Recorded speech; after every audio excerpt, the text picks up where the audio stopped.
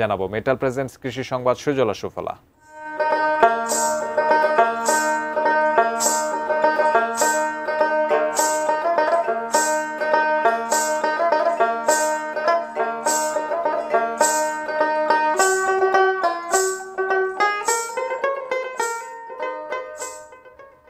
চাঁদপুরে ধানের আবাদ কমে আসছে আর তার জায়গা নিচ্ছে ভুট্টা।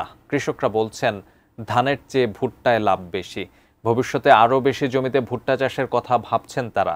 তবে কৃষি অধিদপ্তর চাইছে চাল উৎপাদন ঠিক রেখে পতিত জমিতে ভুট্টা চাষ হোক। চাঁদপুর প্রতিনিধি বিল্লাল ঢালির তথ্য, ছবিতে ডেস্ক রিপোর্ট। চাঁদপুরের প্রধান ফসল ধান হলেও সাম্প্রতিক সময়ে কৃষকদের মধ্যে ভুট্টা চাষে আগ্রহ বাড়ছে। চলতি ইরি মৌসুমে ৬৩,৯৮০ হেক্টর জমিতে ধান চাষের লক্ষ্যমাত্রার বিপরীতে ২৮৯ হেক্টর কম জমিতে আবাদ হয়েছে। অথচ গত বছরের তুলনায় ৪৪০ হেক্টর বেশি জমিতে ভুট্টার আবাদ হয়েছে।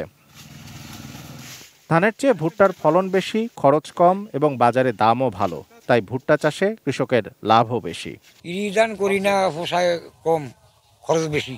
ধান তো করা তো এক মনে হয়, এটা তো এবার ১.৫ মনের কাছাকাছি, আবার দাম এটা বেশি থাকে। ২-৪ বছরে এমন থাকে তাহলে মাইসে আর অন্য ক্ষেত করতো না, খালি ভুট্টা খেতি করবো।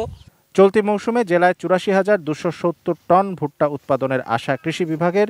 তবে কৃষকরা লাভবান হলেও জেলায় ধান উৎপাদন ব্যাহত হওয়ার আশঙ্কা কৃষি কর্মকর্তাদের। দিন দিন তারা ধান আবাদ কমাই দেয়, ভুট্টা আবাদ বাড়াই দেয়, তাহলে কিন্তু একটা বিষয় আছে এখানে, চিন্তার বিষয় যে আমরা ভুট্টা আবাদটাকে কিভাবে কমাই, ধান আবাদটাকে ঠিক রাখবো, নাহলে তো আমাদের দেশের খাদ্য যোগানো একটা বাধা বিপত্তি হতে পারে। Shamsul Arefin, desk report, ATN news.